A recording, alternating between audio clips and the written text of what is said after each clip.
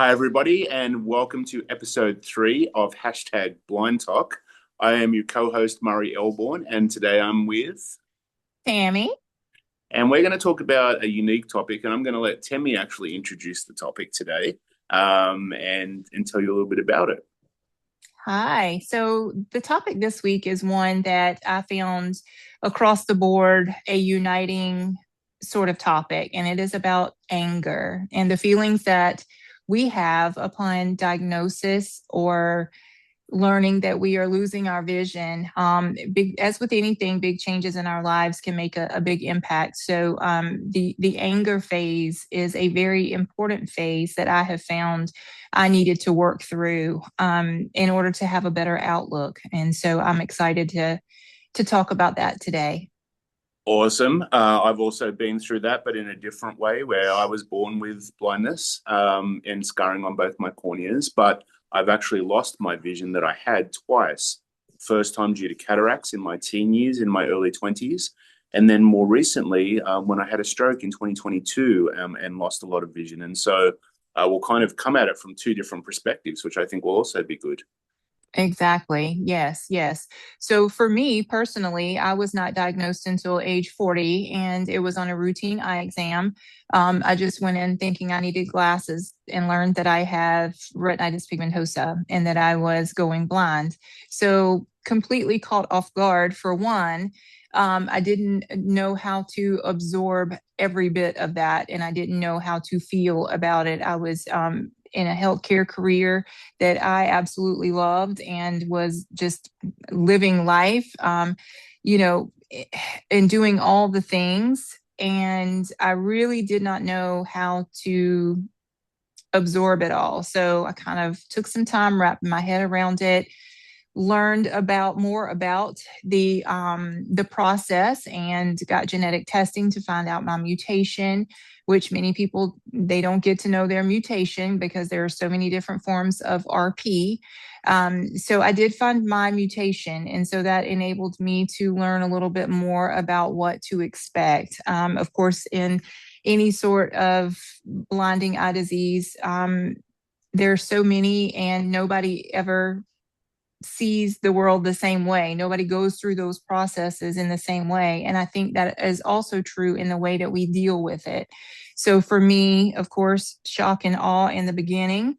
Then, okay, my healthcare brain kicked in and said, let's find out what we can do about it. And there's, of course, no cure and no treatments to date. There are things being worked on, of course, and I'm in a clinical trial for my mutation. But I found myself very angry after I had kind of taken it all in, learned exactly what I was dealing with. I then got angry, and I'm like, why me? What did I do that would cause this to happen to me? I questioned so many things because I was one who gave back all the time, still am, but I was, bedside in healthcare. I was taking care of others and things like that.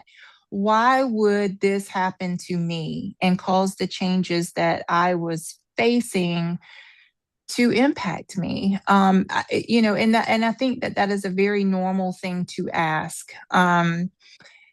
So I kind of sat in that for a little while. And as I mentioned before, I did do some therapy sessions along, this grieving process because it is a grieving process and you do face all of the feelings about it.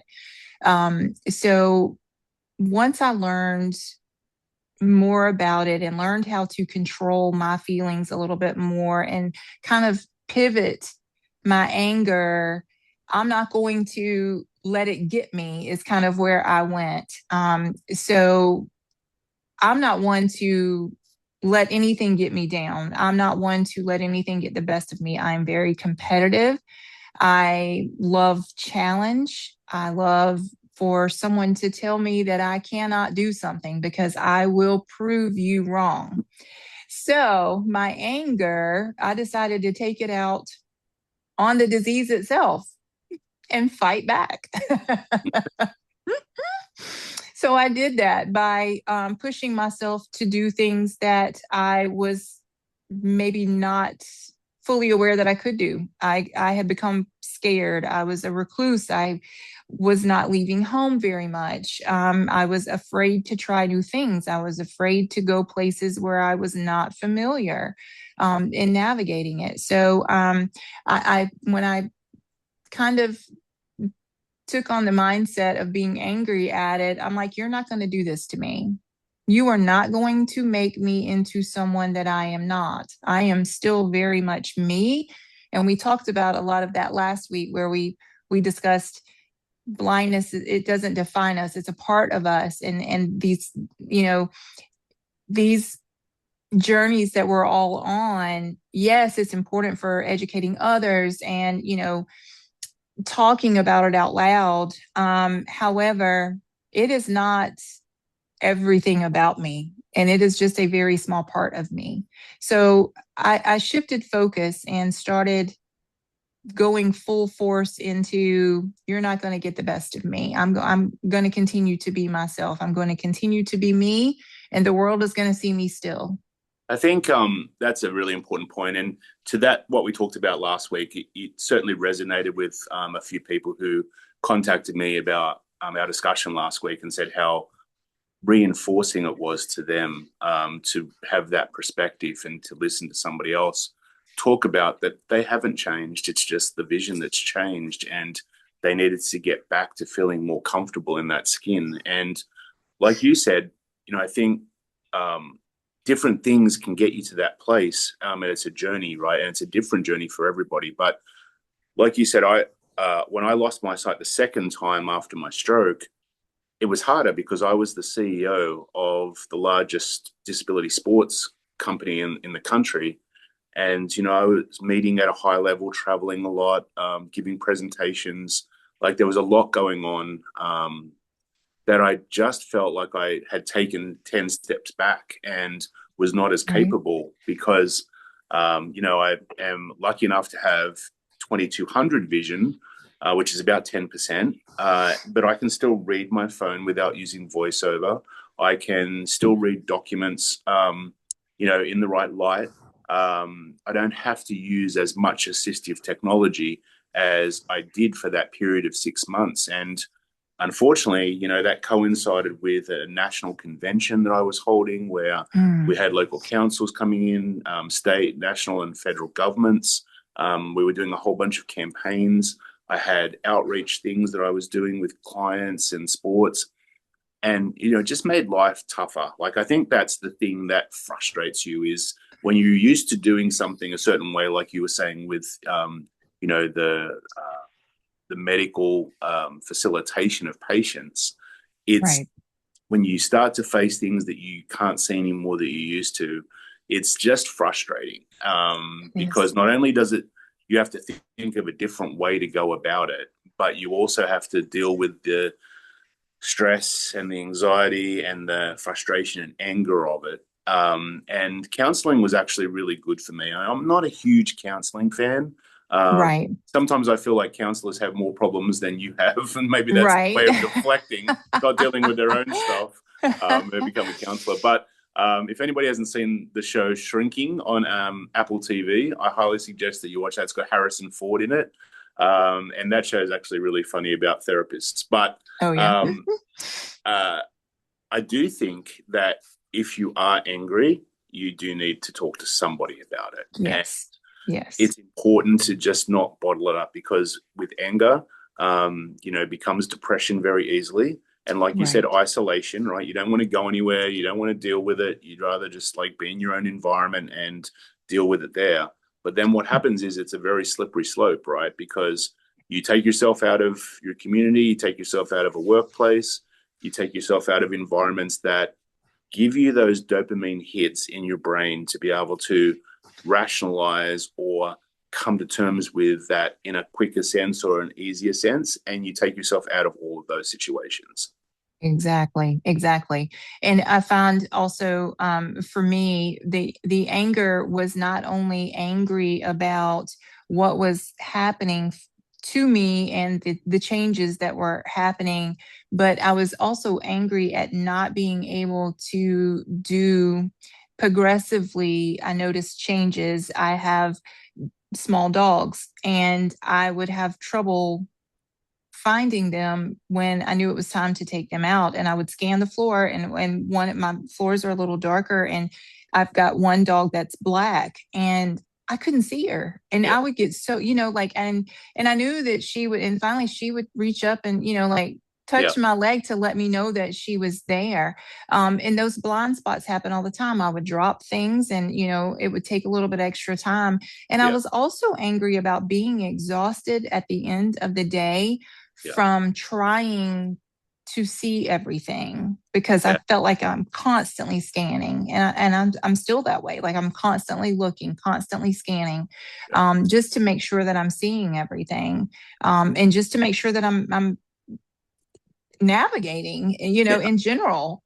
Well, it's exhausting, right? I mean, I It think people is. don't really understand, and that's the other part of it when you're first diagnosed, or if you do lose more vision when you have low vision already. People are like, oh, it's going to be okay, and they're trying to be reassuring, but that kind of pisses you off even more, because then it's like, well, you don't understand, you don't know what I'm dealing Exactly. with, and so then more conflict becomes, and usually we take it out on the people who are closest to us, which is, always a lot Hmm. harder as well. And, Hmm. so we've got all this stuff to navigate, and I think one thing to say is, it's a normal reaction. People beat themselves up about it. I know, like, I was really frustrated, and I would have my episodes that I hate being in that situation. I hate feeling like that. Yeah. But you have them, and then you're remorseful about that on top of all the other stuff that you're dealing with. Exactly. And Exactly. so, I feel like there's so much that we need to rationalize here in this discussion, because that's why I think talking to someone is really important. And, my counselor said to me, well, Murray, you're still the CEO. You don't have to give up your job, which I was in a better position, obviously, than you were. Hmm. Um, and, you work for a disability sports agency. And so, you're the CEO, talk to your board, tell them that. And I was even more stubborn, because I was at that time, I did not have life balance. I lived my job. Like you said, you lived your job.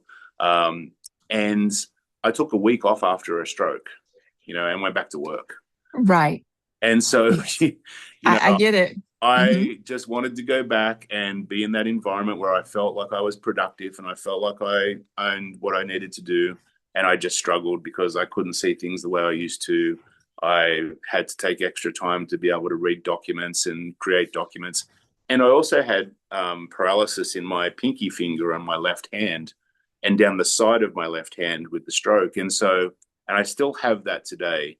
That didn't come back, unfortunately. And so I don't know if you've ever tried to type with a paralyzed finger or not, especially if the Yes. button that has an A on it, every Mm. word has an A on it.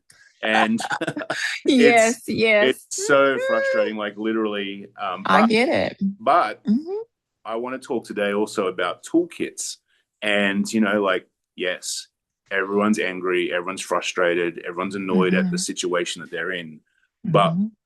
well, even when you're dealing with that stuff, you have to think about ways that you can adjust, right? And Right. so with the typing, I used to have to type a lot of documents and reply to a lot of emails and everything. And I thought, this is not going to work in the short term. So then I started using voice to text Right. and auto dictation for emails and documents and things. And that was a breath of fresh air, because I didn't have to look at it. I had someone to edit the document, luckily, and so I would give it to my secretary, and she would edit through the document, and I just explained to her, "Hey, I'm using voice to text now, so there might be more things to look at."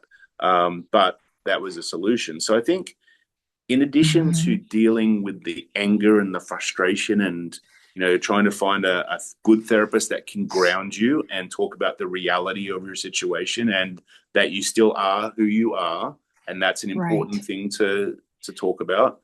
You also Hmm. need to look at a toolkit of things that can assist you in different ways to be able to bring you back to some normalcy. And I've gotten some comments in the last week from people on TikTok about yeah, I finally had to come to terms with the fact that I do need, more assistive technology, and now I have to learn and train on that. And that's another part of a journey that I'm on and an extra thing I have to do. But, the big picture is always something to really think about in these situations, because Exactly. you can get caught up very easily in that day-to-day feelings part of it that will own Hmm. you completely. Yes. Yes. And you have to realize that, okay, you can stay there and slide and just be angry and withdraw and not be who you used to be. Or you can find solutions. And now, in technology wise, there's so many opportunities, so many options to be able to help you. Exactly. Uh, Exactly. and so Hmm. start to research that, put your energy, like you said, into things that you're like, I'm not going to let this get the better of me. There's ways and Hmm. things that I can do to be able to ease this, and obviously we'll talk about your clinical trial as well today. But it's so important to be able to find something good in your day that can make life easier for you. Because if you can't, Hmm. then you are going to be even more angry and even frustrated. Exactly. And also, in life, not just in vision loss, but in life in general. So, say, I know for me, I've had two neck surgeries in which vertebrae had to be, replaced. I had two lower back surgeries, the same thing. So I've had four fusions in my spine, right? So after the first surgery, I kind of I didn't know what to expect, even though I had taken care of patients with it before. Getting home was the part I really didn't, know how to navigate, right? So I started doing research on that to figure out how to make it easier for me at home, when I get here to do things by myself, because I can't have somebody around the clock with me, Yeah, for 2 weeks, right? right. So I learned what to do by the time I had the second surgery. Then I remembered everything. I knew exactly what I needed. I made some changes. I ordered, a pull bar to put on my bed, to help get myself out of bed. I got a toilet seat riser to make it taller, where I could, not have to sit down so low to be able to Yep. go to the restroom by myself and be able to get up. So Yeah. those are the type things, in a sense, that I thought about doing to make things easier for me and to be able to get through those surgeries. This is no different. It's going to make changes to the way that I do things. Vision loss is ever, I might be able to see today, like really, really good, right? Tomorrow, if it's cloudy outside, if it's, overcast and mist and rain or something like that, I may not be able to see a thing. Like, I Yeah. will really struggle in those type things. Or even if the weather is fine, it's just having a day and something Yeah. has, affected my vision. Yeah. So when those things occur, then I make the necessary adjustments, and I do arm myself with a toolbox full of tools to be able to pull from. And like you, I use I'm using the voice stuff, voice to text. I'm using that more and more, just from being hands free for one thing, but for another, it makes it so easy. Yeah. And I've gotten some of our friends are here, and last night, I keep usually an AirPod in my ear all day long, and somebody said, "Are you talking to somebody?" And I said, "No, this is my phone will read me everything. If I get a text message from someone, Yeah. it will Yeah. read it to me and things like that. So it's very useful." Yeah. So I just think that learning how to make changes that better benefit you and pulling from your amount of things that are available, your toolbox per se, I think is key. So if anything comes at me full force like that, I try to find ways that I can make it work, I guess you could say. And I Well, and and I I think think there that's there are okay. two instances, right? That voice to text, but also meta glasses is another one where, we're Yes. not separating ourselves or looking any different when we use them, right? Because now everybody uses voice to text or talks into their phone, and it's used so widely. But initially, it was an Hmm. accessible tool from the Right. companies, and so blindness is actually leading the way in mainstream technology, and now the meta glasses is something else that everybody uses, but is so Yes. useful for people with blindness and low vision. Hmm. And the technology speed that these things are coming in at, AI. I'm doing my workshop right now in Seattle with 18 students around how they can use AI in their everyday to make their lives easier. And everybody's in Yeah. on it. Everybody Yeah. wants to know, wants to learn. And it's so important to be able to teach and have people be okay with using assistive technology and tools to make Hmm. their lives easier. Now, Exactly. kids are going to be a little bit annoyed when I say you can't use it to do your homework, I but know. right, this isn't a solution to substitute your brain, Right. but it can make life so much easier. And I think like Yes. spend some time looking at this stuff, researching it and going and testing it, and see what's right for you. Again, it's different for everyone. Like I go to a lot of conferences with work, and the hardest thing for me is seeing name badges in conferences. Hmm. Honestly, Hmm. and facial recognition is not good for me, especially in big crowds where there's like hundreds of people. I can't pick people out. And Yeah. there's so many times where someone will say, "Oh, hi, Murray," and I'll be like, "Hi," and then I'll ask qualifying questions to find out who this person is. And Yep. it's like, as you said, and we've talked about, it's exhausting to do that extra stuff because It you is. don't want to ask a stupid question or not have them know who they are to you. And so I Exactly. finally, after many years of conferences, put something in LinkedIn, and I have thousands of connections in LinkedIn with all the business that I've done. And I said, I'm going to the National Disability Conference this weekend, and I just want everyone to know that I really struggle with facial recognition. And Mm. so if you see me and I don't notice you, come and say hello to me and introduce who you are. Say, hey, I'm George. How you doing, Murray? And so many people came up in that conference and did that. And, we were talking about before how we think it's the end of the world to do something like that. And we're standing out but I think for the most part, people try to understand. They don't always get it right, but they do try to understand. And I think we have to trust that uh, in a broad education piece like that, there will be people who make that effort to go and do that and then are educated without having to have that personal, awkward conversation Right. around, hey, this is how I see, how many fingers am I holding up, all that BS. Um, Right. there's opportunities to be able to broadly educate people around you. And so For sure. I think, don't be afraid to do things like that because you're helping them as much as you're helping you. Exactly. Exactly. And there's zero shame in saying what you need from others, Yeah. and we've talked about that before.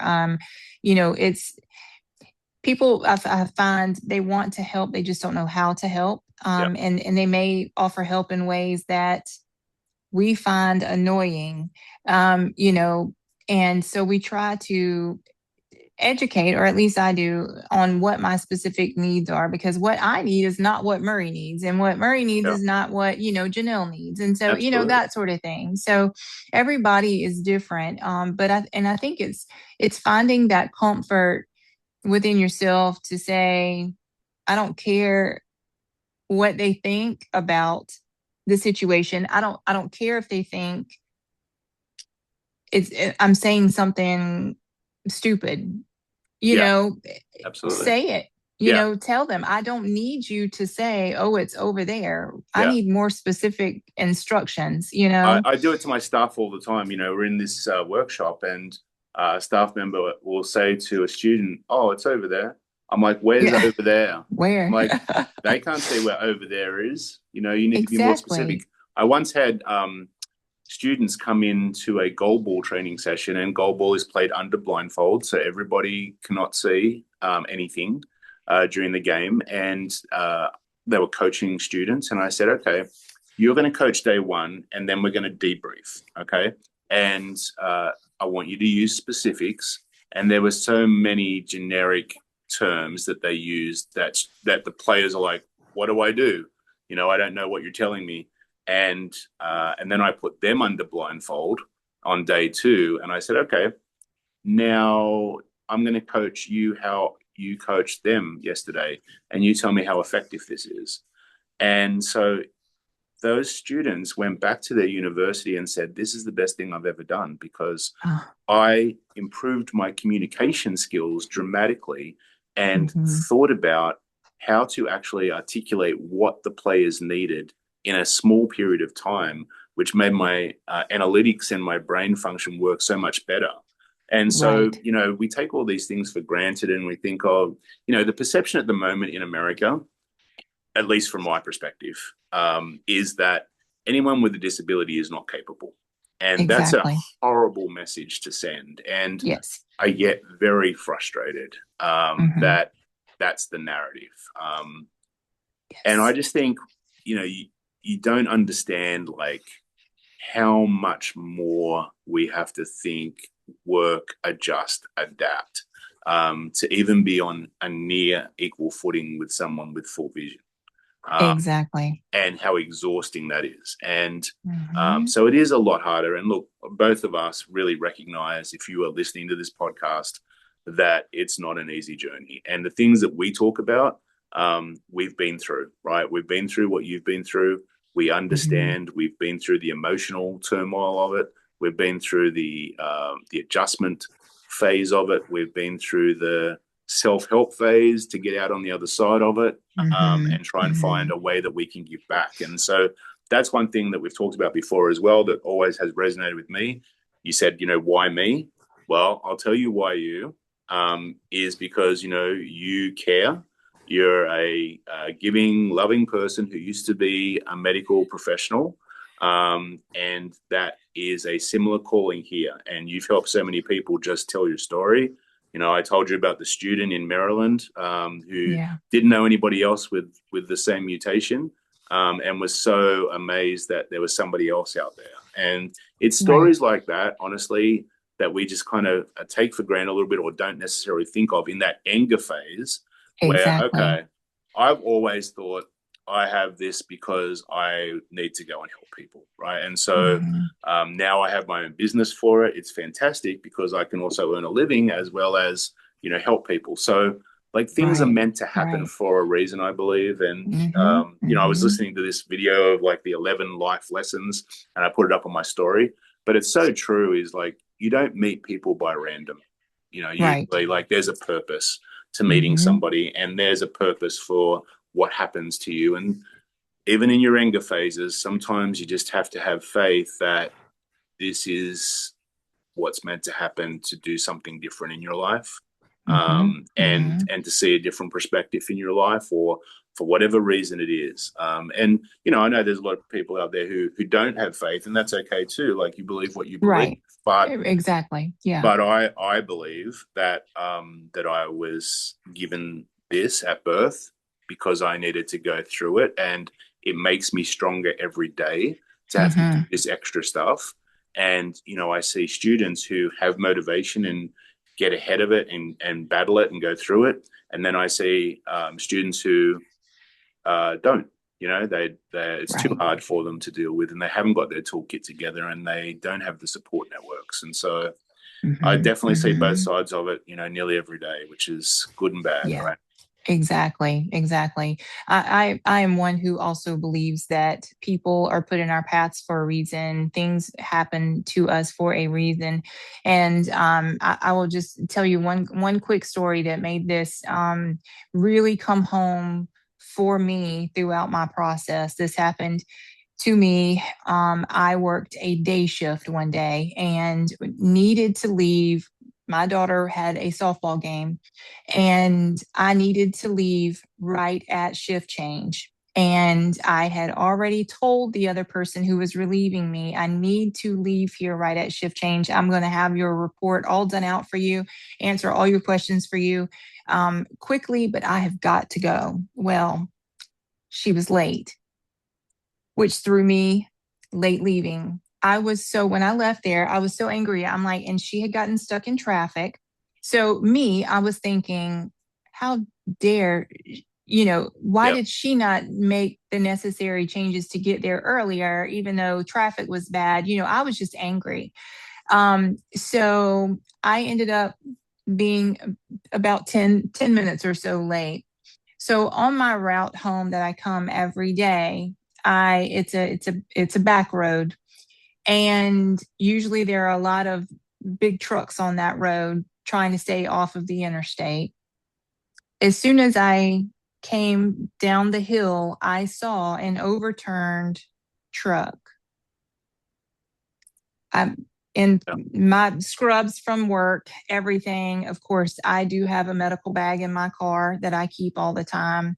Yeah. I stop, and this truck is upside down, and this young boy is driving. I say young boy, he was way younger than me. Yeah. He was driving a dump truck, and it was upside down. He was hanging with his seatbelt still attached, upside down, and there was another vehicle that had crossed over. These two had collided. He was upside down.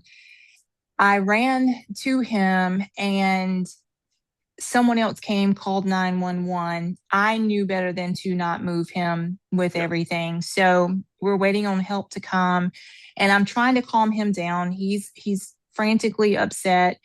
And I said, I want you to calm down, and this is what we're going to do. You are not alone. I am here with you until they get here to cut you out. I cannot cut you out of this because I may harm you. I got glass all in my legs and my hands from all the broken glass. And I'm telling him, you are not alone. I am with you. I am with you. I am with you. We're going to pray. So we did. Every fire EMS got there. They cover me with all the things. I would not leave this kid. Yeah. They cover me up, cut him out. They get he and I both away from it. He ultimately, and later I found that night, had died from his injuries. My point is, had she been on time to relieve me from work, had I left when I was supposed to, that would have been me. Yeah. I would have been hit head on and been in that same situation. So from that, and it took a minute for me to realize that here I was complaining, being petty, Yeah. that I was late. And had I been on time, had I left when I was supposed to, I would have been the one in that wreck. I was the very first one to roll up on that wreck. Yeah. I have a So, similar story, actually. I was just a little boy. We were going to go to the Sydney Eye Hospital, the Sydney Children's Eye Hospital at the time. And I had to go to the bathroom, and it was early in the morning.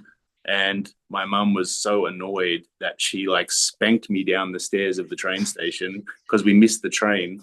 Well, that train derailed, hit a bridge. 90 people in that train died. We would have been dead. right. And I tell her it was just an anniversary of it, actually, in February. And I said, I saved your life by going to the bathroom, but I saved mine too. And, things are meant to happen the way they're meant to happen. Exactly. And Exactly. it is, I really do believe that we have things to give, and we see. That's an interesting thing, right? We see things that other people don't see with our blindness. Yes. Yes. And people don't know, like the hearing part is always funny to me. Or, you guys have super hearing. Well, we just use it more, right? And I don't know, Right. like there's a percentage of our brain that we don't even tap into, that we don't even use, and whatever. Like, you have something that makes your other senses more aware. Mhm. And, so there's advantages. It sounds bad to say there's advantages to having low vision, but there's certainly things that you are more aware about than anybody else that doesn't have it. Exactly. Exactly. I'm very thankful for what I have gained on a level of my emotions, of my self-awareness on my journey, all of those things. I'm thankful for what I have gained, because I may have not ever tapped into those emotions had I not been faced with this and been faced and forced to go through them. So now I no longer think, why me? I say, why not me? Why not me? give me your best shot. Yeah. I can handle it. Let me prove to you and to myself that I can do it. More importantly, let me prove it to myself. That's the thing that I always want to do. It's not to prove it to you that I can do it. It's to prove it to myself that I can do it, because that, to me, it makes me evolve as a person. Yeah. And it's not, it doesn't, none of these things happen overnight. It takes time. So I'm with you on that. I get that. Well, can you like hear better, or do you smell things better and things like that? And I'm like, well, I wouldn't say it's better, but I am more Different. aware. Yeah.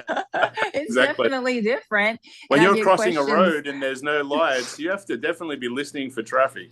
Yes, exactly. And and I also get all the time, because I do go to major league, Yep. ballparks, and I'm very active in that, in a group of chasers, and they're like, "Can I ask?" And I don't mean this in a rude way, but what enjoyment do you get out of going to a baseball game if you really can't see really good what's going on? And I'm Yep. like, "Oh, you have no idea." That Like the crowd noise, sounds. right?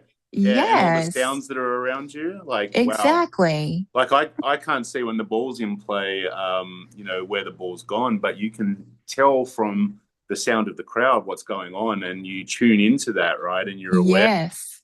Yes. And I know a certain sound with the crack. I know when Aaron Judge's ball is leaving the ballpark. Okay. I know that sound. I And I bet you know do. when it's just going to fly out, to the outfield. I know that sound too. So the crowd will go wild. And I'm like, it didn't have a good enough pop on it. It's not going. But, it's things like that that you pick up on. And also, I love the smell of ballpark food, Yeah, the sweets and all the fried foods and things like that. So I find that probably better than being able to see, you yeah, know? yeah. And I think just the enjoyment of being part of that crowd and Yeah. cheering and the emotions that go through, like that's what live sporting events are great for. And again, we've talked about like one court before, and these one court devices give you that extra, I guess, ability to understand the game more. And when we've used it in our workshops, the Hmm. students are just saying, this is the first time I've gone to a live sporting event and actually really been able to follow the game. And so it just adds that extra layer. So, again, if you haven't checked out Yes. One Court, please go to their website. I think it's onecourt.org, all Hmm. one word, and sign up for their pre-list. They are starting to release. I think it's $389. Release to that pre-list, where you can buy one and put in your home or take it to the ballpark with you. And we're currently working with ballparks at the moment to get them into more. But yeah, they do a great job. So again, that's a tool, right? Yes, If you're a it chaser, is. or if you love live games and you love the atmosphere, this is going Hmm. to give you an extra tool to be able to follow the game. Yes, for sure. What would you say has been? What would you say is the hardest thing to get over that anger, that initial anger that you felt, or that anger stage? And what do you think was the thing that finally made you be able to do that? For me, I was just angry that my life was going to look differently than I had envisioned in my head. And that meant my career, even though I stayed after my diagnosis, I was still able to work for a few more years. When my vision started changing and going in the wrong direction, it went pretty quickly.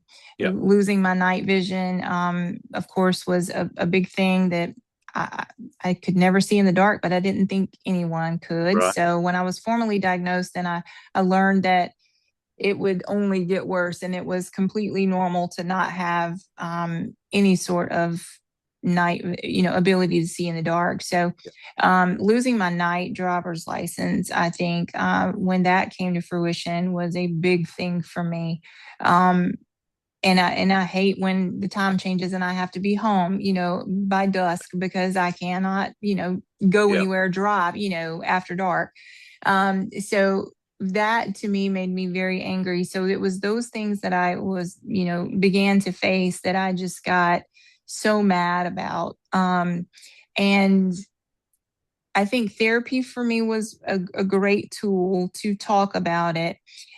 support groups for me were very important and they helped me immensely because, like you said, we can talk all day long to our loved ones, and if they are not going through it, they say, oh, I get it. I completely Yeah. understand, but they don't.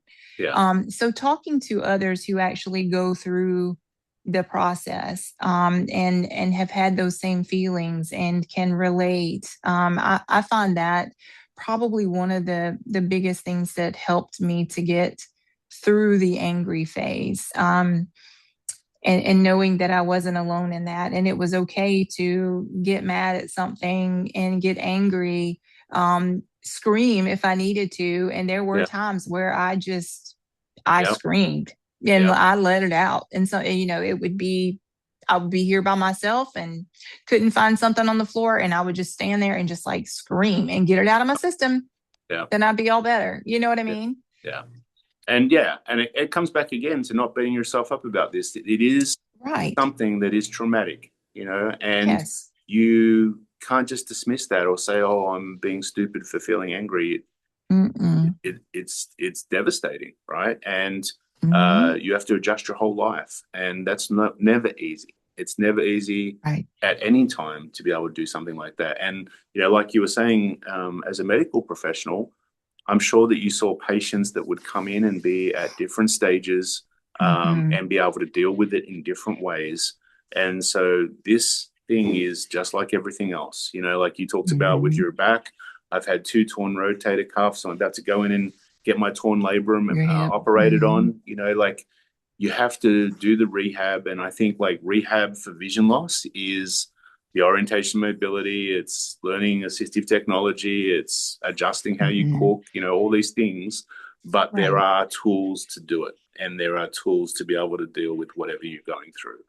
So Yes. I'm seriously considering getting a new Tesla Y model that has a self-drive mode. Oh, Uh, that's awesome. and so, we're in the thing for a new car this year, and with Temmie working up here and me working in Vegas a lot, I just don't want to deal with Ubers all the time. And so, Right. again, just thinking about ways that we can move forward with technology that can Hmm. help a little bit better. So Exactly. I have seen Exactly. that Zoost. I don't know if you've seen this Zoost. It's like the pure like self-drive taxi that they're introducing into Las Oh, Vegas. yes. Yes. I did see that. I did see that. Hmm. I keep wanting to go and do it just to kind of feel if it's anything that I sense it might be. And Tammy's like, you shouldn't go and do that. You should just get the Y model and just get in that. I'm like, okay. We see this thing stuck in the intersection, not knowing which way to go in Exactly. Las And Vegas. what kind of help are you? Yeah, right. That was bad. But like we're here. Gosh. There's a big Yeah. community there on TikTok, and Hmm. Blind Talk, and some really great people, and some just really caring, loving people who have been through what you're going through. Reach out to us, and Yes. ask us anything, Yes. anytime. Hmm. And we are very happy to help. And I just love that our last two episodes have really resonated with people, and they've gotten something out of it because that's why Hmm. we do it. We Exactly. want you to know that you're not alone, and there are everybody else is going through the things that you're going through. And Yes. yeah, if you Very much if you so. need to learn how to say "bah," Yeah, then Jesse Evans is Jesse. your girl. But I always like to give a shout out to Jessie. She's a I fun know girl. it. She joined our She baseball is. league as well, and so I'm excited to play fantasy Yes. baseball with Jessie and Janelle and Mandy. So yeah, Hmm. you to all of those. I'm playing Janelle this week actually, and narrowly beating her at the moment. So it's a pretty tight race. But yeah, look, I definitely think embrace your community. Talk to someone, send a message to someone, and Hmm. take that chance to just meet people. I know that um, Future Shock Foundation is talking about a lot of meetups and opportunities to get together as a community. I encourage that. I think there's nothing like, having a network that you can just go and be yourself in and not have to be defensive about your lack of vision or your low vision. And so Hmm. I see it in camps all the time and the workshops that I run, and students love that connection of being in a place where they can just be themselves and not have to be Hmm. defensive about their vision. And it makes a big difference. They can socialize and talk about general things that they're challenged with. And I think for us as a community, it's going to be great to start to see some of these get-togethers, and meeting each other in person. For sure, for sure. I love everything that all of the community is taking a part in and what they're doing. And I may not see everyone's video. And this week, especially, I have not been as in the now as I normally am, but I plan on catching up on all of that sort of thing. But if there's a video out there that you really want me to see, send it to me in my messages. I will check it out, right then. Likewise. I love hearing, I love when people tag me in videos that they, have talked about things. And the feedback I think has been great for me. And I would love when we post this out and people are able to listen in or watch it. I would love to hear from others what they've gone through with the anger process and how they've overcome it, because it will in turn, I'm sure, help me. Because if I have a bad, turn of events, say in a couple of months, and my vision decreases a little bit more, I'm likely going to go through that anger phase again. Yeah. And so I need that help from my community to let me know that I'm not alone, and that, hey, it will probably happen, and this is what I did, and it Yeah. may help me. It's a good point.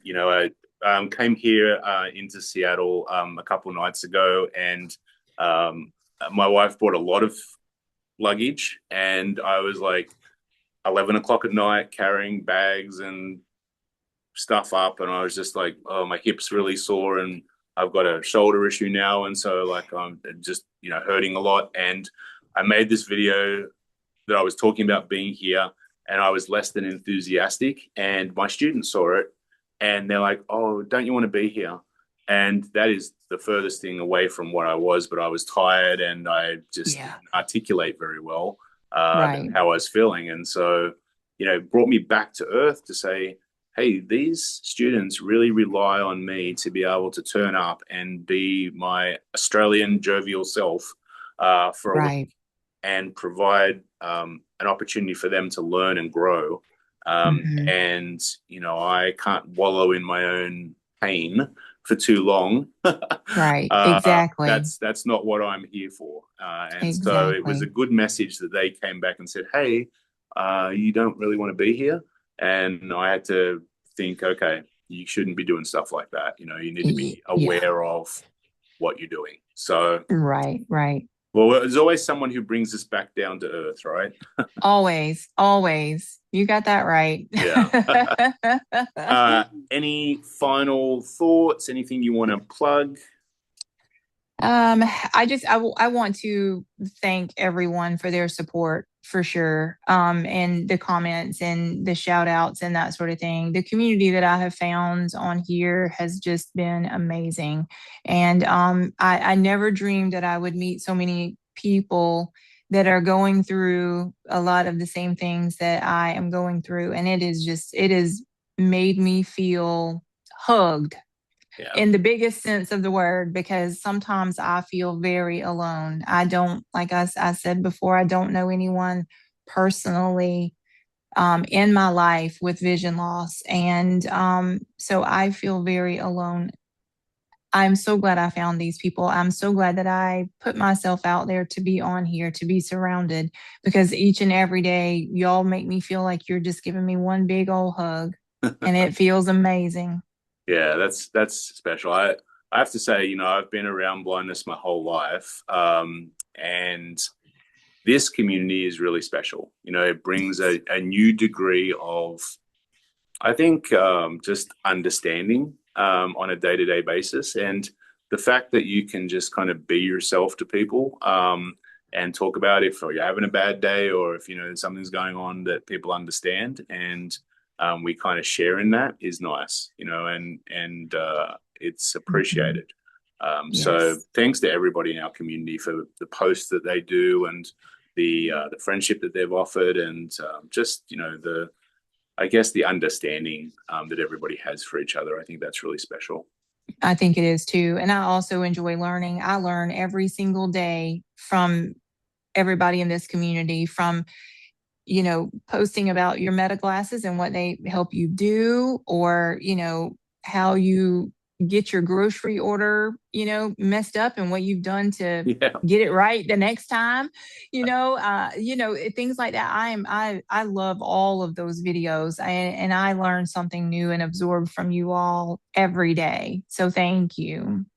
I learned that you have to be better, much better with your mother-in-law than maybe you are if you need her to get orange juice in the right size for you. Right. Yeah, I have an interesting relationship with my mother-in-law, so it's resonated to me that maybe I need to be nicer to my mother-in-law than maybe sometimes I am. Yes, be nice. Yes, I will be nice. Um, I did want to say that US Blind Tennis will be playing a tournament in Los Angeles, about 10 minutes away from LAX airport. And this tournament will mostly be new players.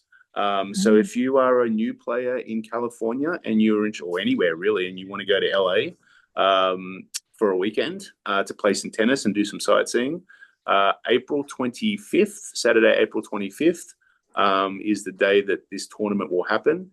And if you are interested in registering, registrations are open through the end of this weekend. And so register, send me an inbox, and I will make sure that you can get registered. It's only $30 to come play.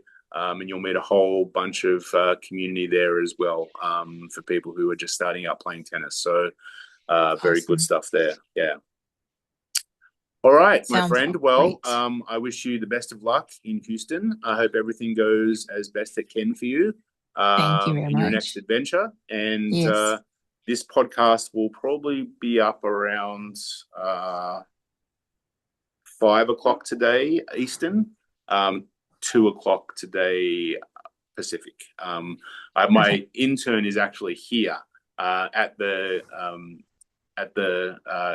workshop, and I said to Theo, I'm like, Theo, you can't socialize in free time today. You got to go and do this podcast and get it up, and then you can go socialize. So I've banned his friends from his room. He's going to Aw, be dedicated to getting this podcast up for everybody to hear. awesome. Thank you guys. Yeah. All right. Well, you take care, everybody in TikTok land. Thank you again for listening in. Thank you for your comments. We want to hear more of your comments, Yes. more of your suggestions. What topics would you like us to broach?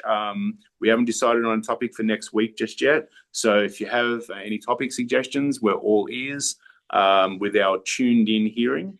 And Yes. and have a lovely weekend, everybody. And yeah, thank you again for listening. We really appreciate it. Thank you. Okay, Mwah. take care.